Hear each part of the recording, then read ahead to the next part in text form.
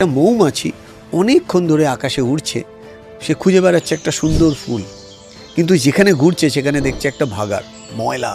ঠিক একই রকমভাবে একটা মাছি অনেকক্ষণ ধরে ঘুরছে, খুঁজছে তার খাবার, কিন্তু মাছিটা যেখানে উঠছে সেটা হচ্ছে একটা ফুলের বাগান।